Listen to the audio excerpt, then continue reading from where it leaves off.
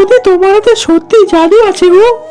তোমার হাতে চা না খেলে আমার দিনটা ভালোভাবে শুরুই হয় না। থাক মালা, অনেক হয়েছে। তোকে আর তো বাড়িয়ে বাড়িয়ে বলতে হবে না। আমার হাতের চা মোটেও অতটাও সুন্দর নয়। আহা বৌদি, আমি একদম বাড়িয়ে বলছি না। তোমার হাতের চাটা সত্যি অসাধারণ। আচ্ছা বাবা, ঠিক আছে ঠিক আছে। এখন বল দেখি, তোকে কি আর এক কাপ চা দেবো? না গো বৌদি, অনেকক্ষণ হয়ে গেল এসেছি। বাড়িতে মেলায় কাজ পড়ে আছি। আজ আমি আসি। আচ্ছা ঠিক আছে, তাহলে কাল আবার আসিস।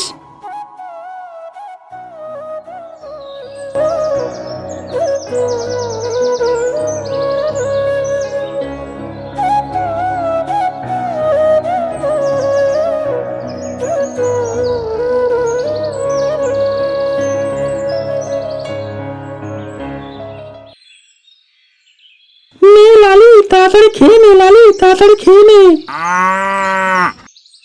কই গো পরমা, এদিকে এসো দেখি। নে লালি, তাড়াতাড়ি খেয়ে নে। আমি যাই দেখি, ওদিকে আবার তোর বাবু ডাকাডাকি করছে।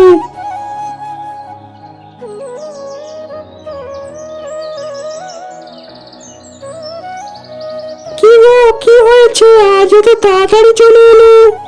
কি আর হবে বলো, আজ কাজ অল্প ছিল তাই চলে এলাম। তুমি এক কাজ করো দেখি, এই টাকাগুলো রেখে দাও। হ্যাঁ গো, এই কটা টাকা দিয়ে সংসার কিভাবে চলবে? আর গিন্নি কি করব বলো, যেমন কাজ তেমন পয়সা। যাকে গিন্নি, বিট্টুকে দেখছি না, বিট্টু কোথায়? আর বলো না, তোমার ছেলের কি এখন ঘরে থাকার সময়? দেখো কোথায় কোন গাছের তলায় বসে বন্ধুদের সাথে খেলা করছে, তার ঠিক আছে?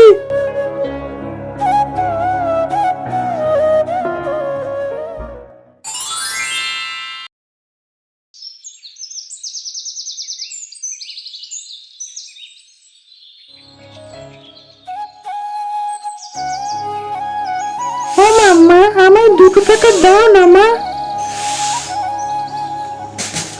বিট্টু, আমায় জ্বালাতন করিস না বাবা। তুই তো জানিস আমাদের সংসারে কত অভাব। তার উপর তোর বাবার কাজ বাজও এখন ঠিকঠাক হয় না। ও মাম্মা, আজ আমায় 2 টাকা দাও। আমি আর কোনোদিন টাকা চাইবো না। আচ্ছা বাবা, তুই 2 টাকা নিয়ে কি করবি? আমার টাকলা নদীর দোকানে কি সুন্দর প্রজাপতি লেজেস উঠেছে। আমি ওখান থেকে একটা প্রজাপতি লেজেস খাবো। আচ্ছা বাবা, ঠিক আছে, একটু দাঁড়া, উঠোনটা ঝাঁটিয়ে নিয়ে দিচ্ছি। কি গো, এত সকাল সকাল চলে এলি? বলি, কাজ বাজ কিছু পাওনি মনে হয়। হ্যাঁ গো পরমা, ঠিকই ধরেছো, আজ যে আর কোনো কাজ পেলাম না। আচ্ছা ঠিক আছে, তুমি এখন হাত মুখ ধুয়ে এসো, আমি তোমার খাবার জোগাড় করি।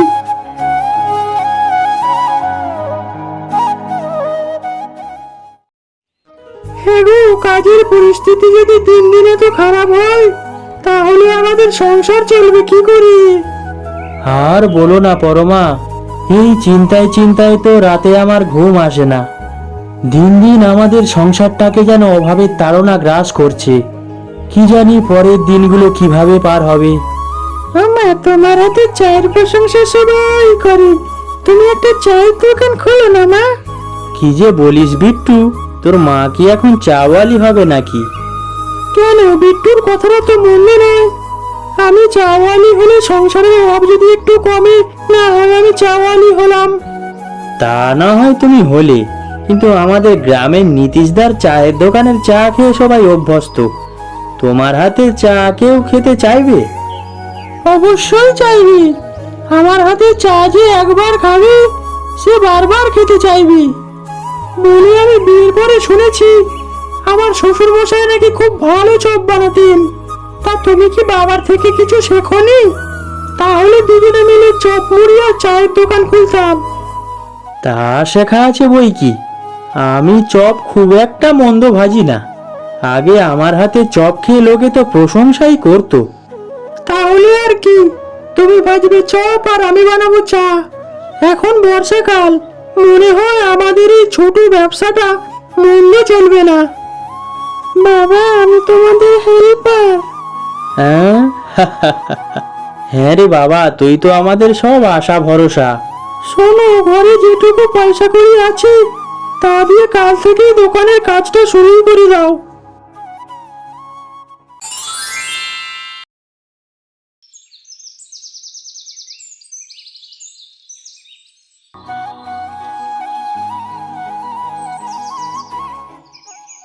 পরের দিন সকাল থেকে রমেশের চায়ের দোকানের কাজ শুরু হয়ে যায়।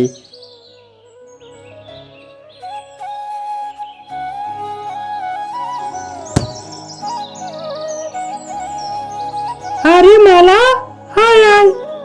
কি গো বৌদি, এখানে কি হবে? ঘর বানাচ্ছ? আরে মালা, তুই তো সব জানিস তোর দাদার কাজের পরিস্থিতি কেমন।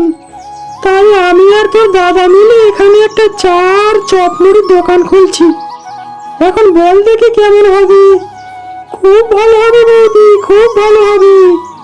কিন্তু বৌদি, আমার যে কপাল পড়লো, আমি যে প্রতিদিন তোমার হাতে সুস্বাদু চাটা ফ্রিতে পেতাম, সেটা আর আমার কপালে জুটবে না। কেন মালা ওভাবে বলছিস? আমার দোকানের চা সবসময় তোর জন্য ফ্রি থাকবে। না গো বৌদি, আমি তোমার সাথে মজা করছিলাম। আমি তোমার ব্যবসা খারাপ করব না। আমি আশেপাশে সবাইকে বলবো তোমার দোকানে সুস্বাদু চা খাওয়ার জন্য।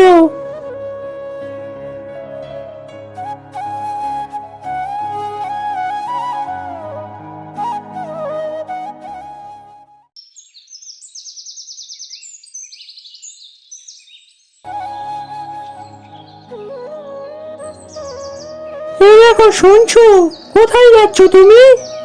কোথায় আর যাব, ওই নীতিশদার চায়ের দোকানে একটু চা খেতে যাচ্ছি।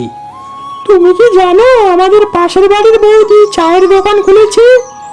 বৌদির হাতে চা খেলে তোমার আর অন্য কারোর হাতে চা খেতে ইচ্ছেই করবে না। তাই নাকি? তাহলে বৌদির দোকানের চা এখনই খেয়ে আসি।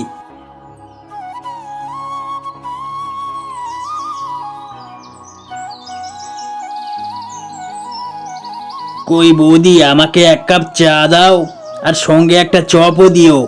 হ্যাঁ ভাই, এখনই দিচ্ছি।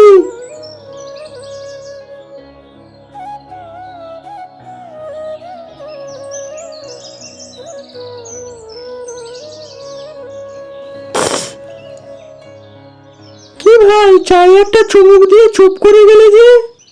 বৌদি, মালা তোমার চায়ের প্রশংসা সবসময় করতো, কিন্তু আজ আমি খেয়ে বুঝলাম সত্যি বৌদি তোমার হাতে জাদু আছে। আমার সমস্ত বন্ধুদের নিয়ে আসবো তোমার চায়ের দোকানে চা খেতে। হ্যাঁ ভাই, অবশ্যই নিয়ে এসো।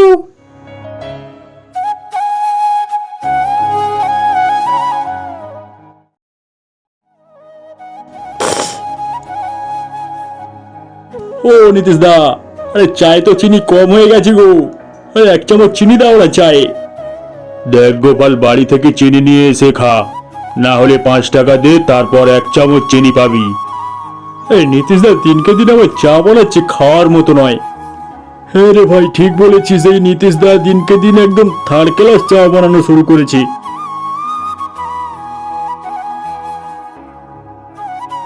কিরে সোমনাথ ভাই, তোরা তো দেরি, আজ কি চা খাবি না নাকি? হ্যাঁ ভাই, চা খেলাম তো।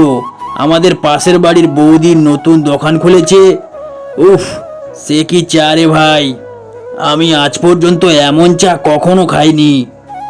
আর ওখানে রমেশদার হাতের সুস্বাদু চপও পাওয়া যায়।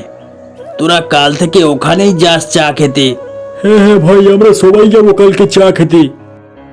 হ্যাঁ হ্যাঁ, যা যা, তোদের মতো কত খরিদ্দার এলো গেল।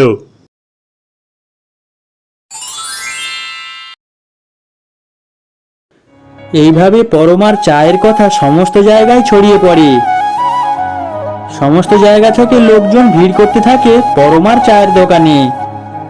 অন্যদিকে নীতিশের চা ও তার ব্যবহার খারাপ হওয়ায় তার দোকানে এখন আর কেউ চা খেতে যায় না। যাক গিন্নি, তুমি সেদিন বুদ্ধি করে চায়ের দোকানটা খুলেছিল বলে আজ একটু মেরুদণ্ড সোজা করে দাঁড়াতে পারছি।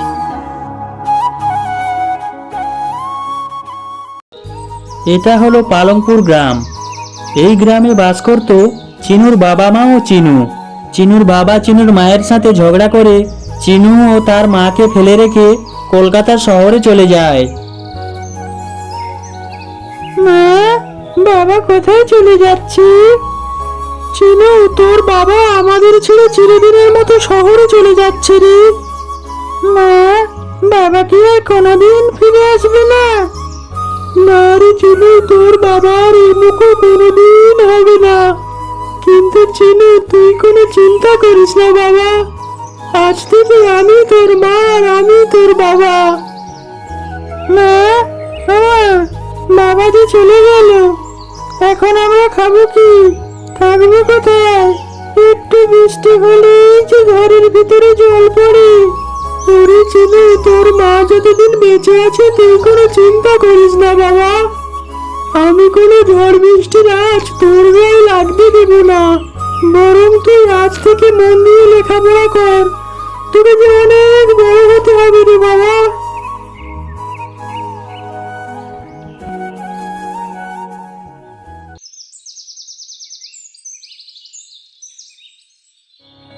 পরের দিন সকালে চিনুর মা চালের হাঁড়ি খুলে দেখে হাঁড়িতে একটুও চাল নেই। এমন সময় চিনু তার মাকে বলে, মা, আমার খুব খিদে পেয়েছে, আমায় কিছু খেতে দাও না মা। হাই বাবা, দেখ না, আমি রান্না বসাতে গিয়ে দেখি হাঁড়িতে এক মুঠো চাল নেই। এখন যে আমি তোকে কি খেতে দেব কিছুই বুঝতে পারছি না। তুই আমার সাথে আয় দেখি, যদি পূর্ণিমা দিদির কাছে তোর জন্য কিছু খাবার পাওয়া যায়।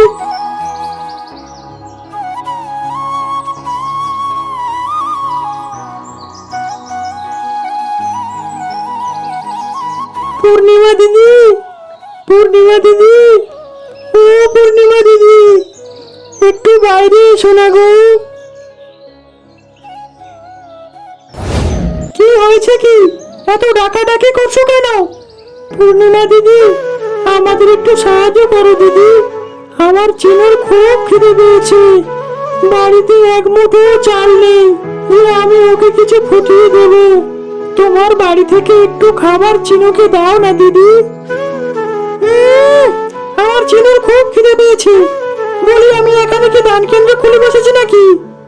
সকালবেলা যত সব ভিখারি এসে হাজির হয়েছে, তোমার স্বামীটাতেও বিদায় হয়েছে, তোমাদের দুটোকে যেখানে নিয়ে গেল না, এখানে কোনো খাবার হবে না। যাও যাও, অন্য কোথাও যাও।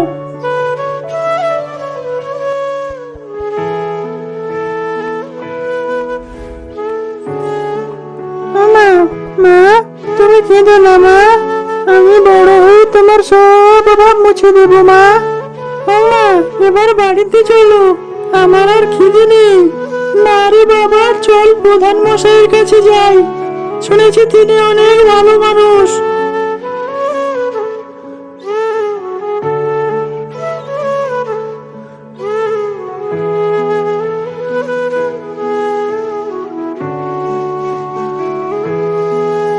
প্রধান মশাই নমস্কার।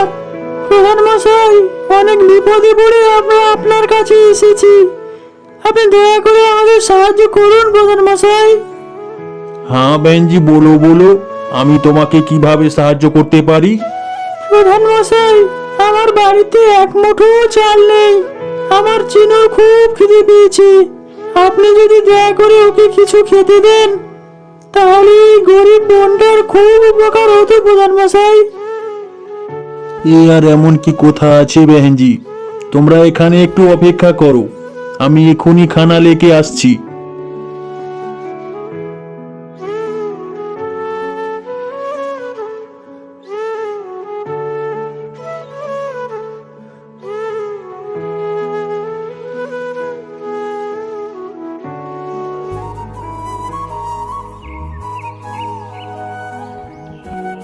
ये लीजिए बहन जी, আপনার পুত্রের জন্য খাবার, আর এই টাকাটা রেখে দিন, আপনাদের কাজে লেগে যাবে। আর হ্যাঁ বহন জি, ভবিষ্যতে কোনো দরকার পড়লে এখানে আসতে দ্বিধাবোধ করবেন না। আপনাকে অনেক ধন্যবাদ প্রধান মশাই, আজ আপনি আমাকে যা উপকার করলেন, এই উপকারের কথা আমি কখনো ভুলবো না প্রধান মশাই। প্রধান মশাই আজ যে টাকাটা দিয়েছি, এই টাকা দিয়ে আমি কাল থেকে ঘুগনির ব্যবসা শুরু করব। আর এই ব্যবসা থেকে যেটুকু টাকা আমি উপার্জন করতে পারবো, তা দিয়ে আমি তোকে মানুষের মতো মানুষ তৈরি করব। হ্যাঁ মা, তুমি আমার অনেক ভালো মা। আমি বড় হয়ে তোমার সব কষ্ট মুছে দেবো, দেখো।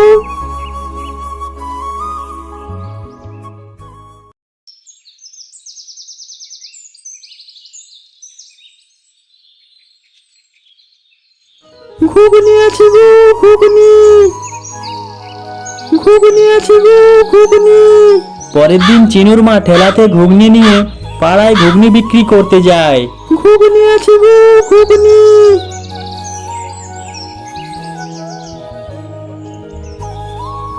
তারপর ধীরে ধীরে সারদার দোকানে ঘুগনি বিক্রি হতে থাকে।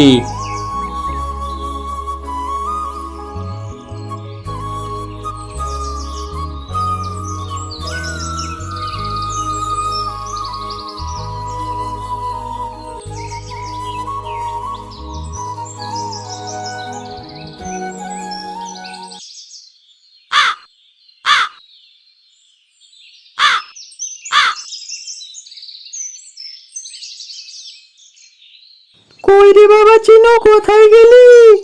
এদিকে আয় দেখি। এই তো মা, আমি। আয় বাবা, বসে পড়। আগে দুটো খেয়ে নে দেখি, অনেক বেলা হয়ে গেছে।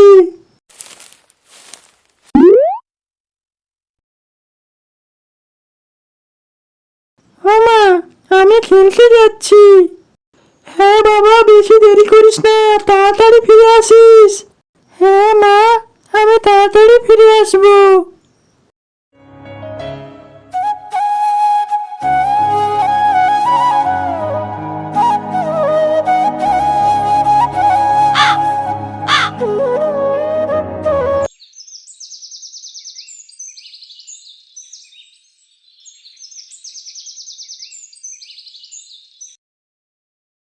শোন চিনু, তুই ভালো করে পড়াশোনা কর বাবা। তোকে যে মস্ত বড় মানুষ হতে হবে। আমি যে তোকে কলকাতায় পড়তে পাঠাবো রে বাবা। তোকে নিয়ে যে আমার অনেক স্বপ্ন। ও মা, আমি তোমায় ছেড়ে কোথাও যাব না। আমি যে তোমায় ছেড়ে থাকতে পারবো না। দূর বোকা, তুই তো তখন বড় হয়ে যাবি। আর তুই কলকাতায় না গেলে ভালো স্কুলে পড়বি কি করে? আর তুই ভালো স্কুলে না পড়লে মস্ত বড় মানুষ হতে পারবি না রে বাবা। ও মা, কলকাতায় পড়তে যে অনেক খরচ। তুমি এত টাকা কোথায় পাবি? দূর বোকা, তোকেও তো ভাবতে হবে না। আমি তখন লোকের বাড়ি কাজ করব, কিন্তু তোকে আমি মস্ত বড় মানুষ বানাবোই। ও মা, আমি তোমার সব স্বপ্ন পূরণ করব মা। আচ্ছা বাবা, অনেক রাত হলো, এবার ঘুমিয়ে পড় বাবা।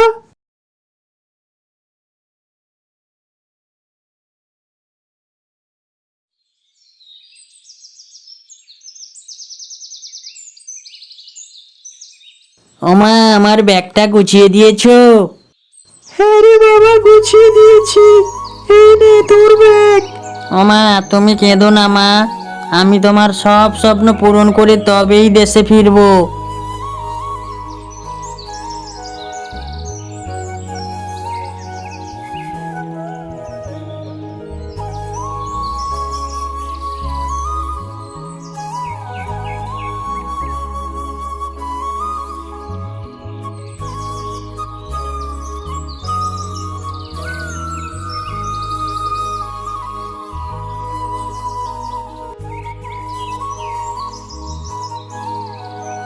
ওমা, আমি আসি তাহলে। হ্যাঁ বাবা, সাবধানে আয়।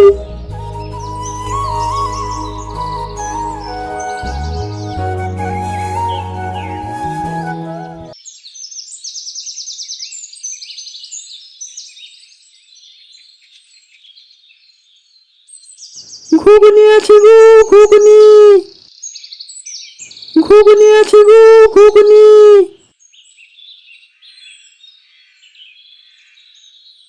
ঘুগনি আছে গো, ঘুগনি।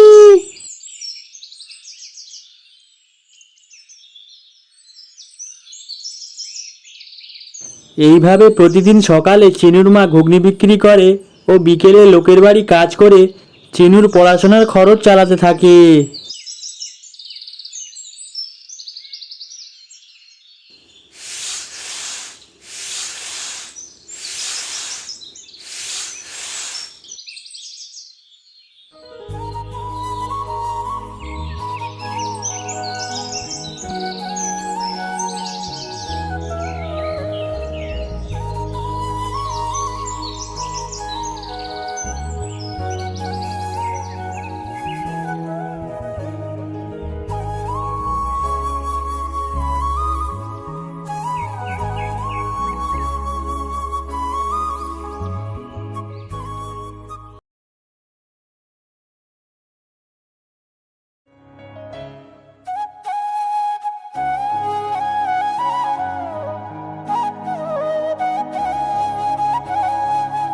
নমস্কার প্রধান মশাই। আরে বেহেনজি, কেমন আছেন? আমি ভালো আছি প্রধান মশাই। এই নিন প্রধান মশাই আপনার টাকা। আপনি সেদিন আমায় অনেক উপকার করেছিলেন, তার জন্য আমার চিনুকে আমি কলকাতায় পড়াতে পারছি। আরে বেহেনজি, ও টাকা আমাকে ওয়াপাস দিতে হবে না। না প্রধান মশাই, আপনি টাকাটা নিন, না হলে যে আমি নিজের কাছে নিজেই হেরে যাব প্রধান মশাই।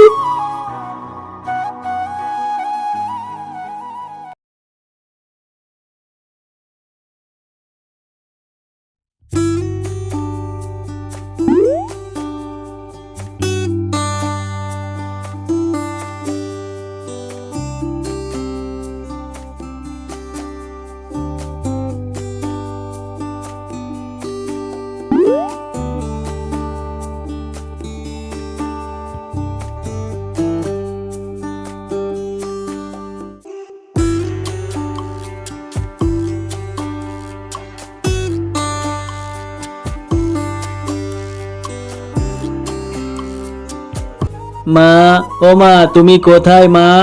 এই দেখো তোমার চিনু আজ মস্ত বড় মানুষ হয়ে দেশে ফিরেছে।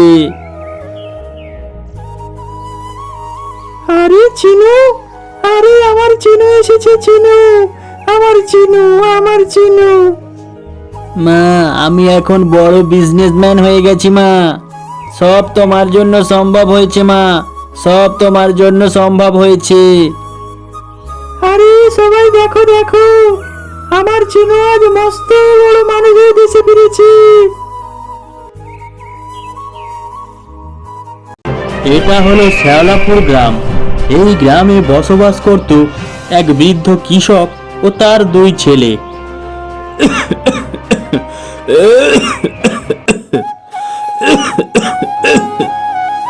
বাবা সিধু, মিনাল, আমার সময় শেষ হয়ে এসছে রে বাবা।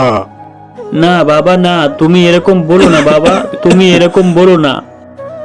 তোরা কাঁদিস না রে বাবা, এই পৃথিবীতে কি কেউ চিরদিন বাঁচে? কেউ বাঁচে না। এখন আমি যা বলছি তোরা একটু মন দিয়ে শোন বাবা। আমার যে 2 বিঘে জমি আছে তা তোরা 2 ভাই সমান ভাগে ভাগ করে নিস। আর তোরা দুজনে সব সময় একসাথে থাকিস বাবা। ও, এই বোকাটাকে কি আমার ভাগ দিতে হবে নাকি? একে তো আমি বাড়ি ছাড়া করেই ছাড়বো।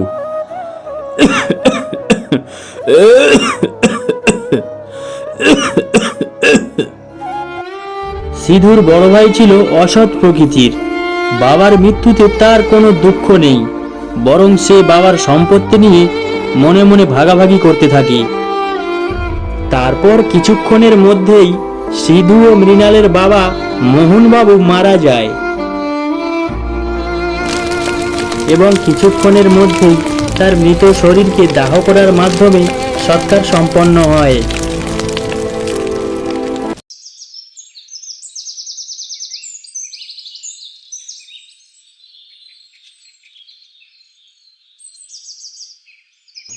দেখ সিধু, বাবা বলে গেছে বাবার 2টো জমি 2জনকে ভাগ করে নিতে। তাই যেদিকে আম গাছ আছে সেদিকের জমিটা আমি নেব, কারণ ওই আম গাছটাকে আমি লাগিয়েছিলাম। দাদা, এটা কি করে হয়? ওই আম গাছে আমারও সমান অধিকার আছে। আমি আম গাছটাকে প্রতিদিন জল দিয়ে বাঁচিয়ে রেখেছিলাম। তারপর আম গাছ কার ভাগে পড়বে তা নিয়ে দুই ভাই তর্কাতর্কি করতে থাকে। এর সমাধান তো মোড়ল মশাই করতে পারবেন। তাহলে চলো আমরা মোড়ল মশাইয়ের কাছে যাই। ঠিক আছে, চল তাহলে মোড়ল মশাইয়ের কাছে।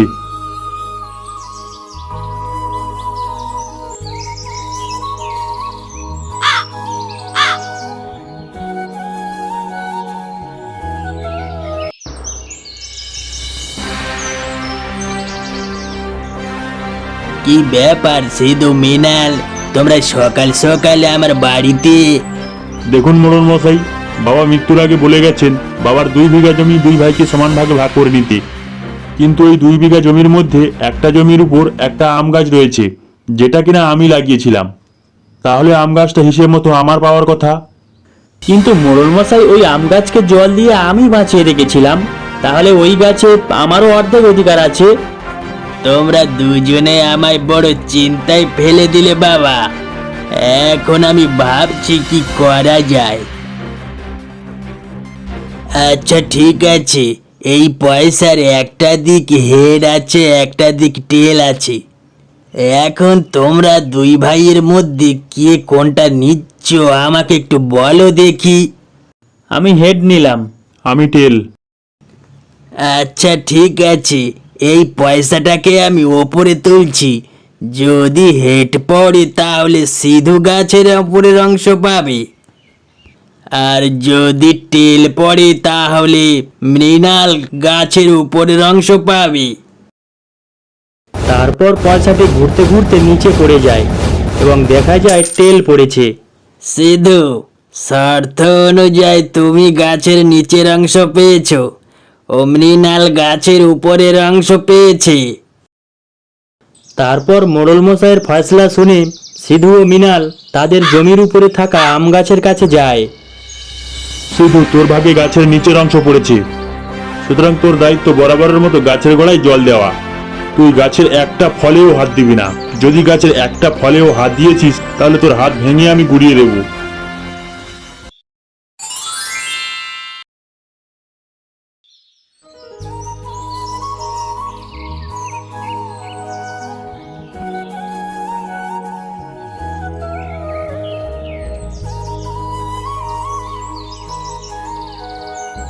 বাহ বাহ, আমার গাছের আমগুলো পেকে টুসটুসে হয়ে গেছে। যাই, আমগুলো বাজারে দিয়ে আসি।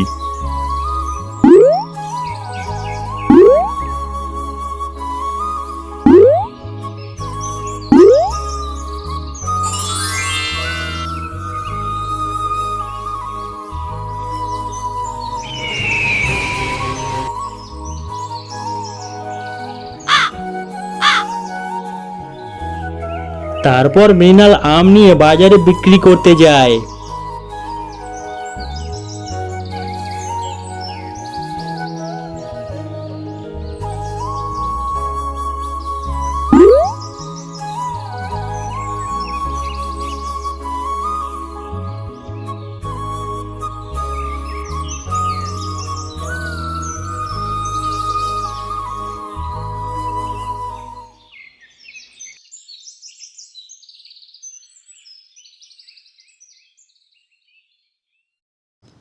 এক, দুই, তিন, চার, পাঁচ। কিরে, তুই এখানে দাঁড়িয়ে দাঁড়িয়ে কি করছিস? যা, গাছে জল দিবি, যা।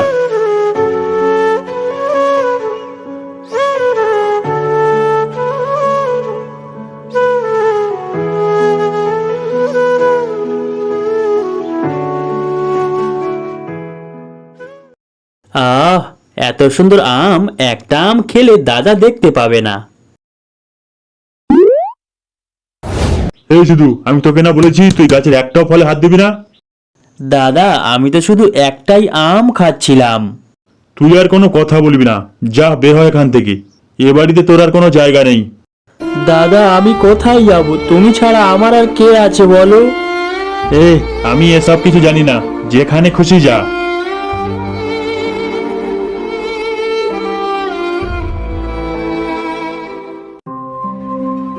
তারপর শুধু মনের দুঃখে বাড়ি ছেড়ে গভীর জঙ্গলের পথে রওনা দেয়। তারপর শুধু একটা বড় গাছের তলায় বসে পড়ে।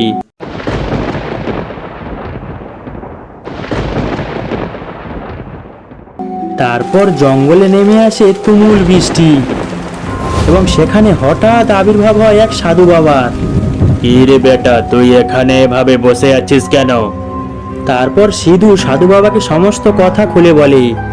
এ তো খুব জটিল ব্যাপার রে, তবে আমার কাছে এর একটা সমাধান আছে। তুই বাড়িতে গিয়ে তোর দাদাকে বলবি। তারপর সাধু বাবা সিধুকে একটা বুদ্ধি দেয়।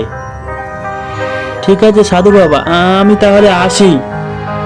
হ্যাঁ হ্যাঁ, তাড়াতাড়ি বাড়ি ফিরে যা। তারপর সিধু বাড়ি ফেরার উদ্দেশ্যে রওনা দেয়।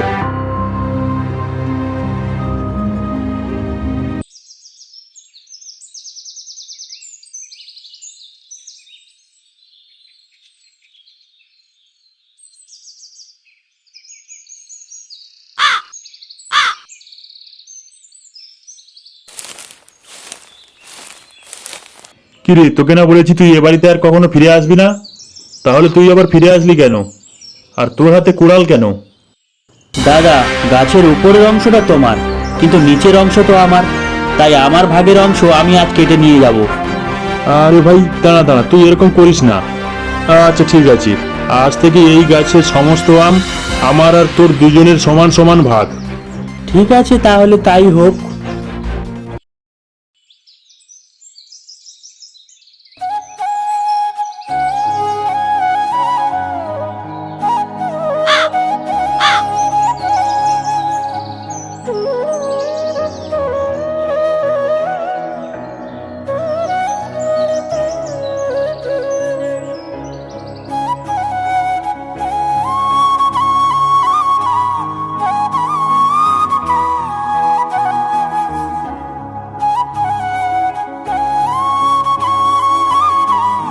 মৃণাল, তোমার সাথে আজ ওটা কাকে এনেছো? আগে দাদা, ওটা আমার ভাই। ও আজ থেকে আমার সাথে আম নিয়ে আসবে।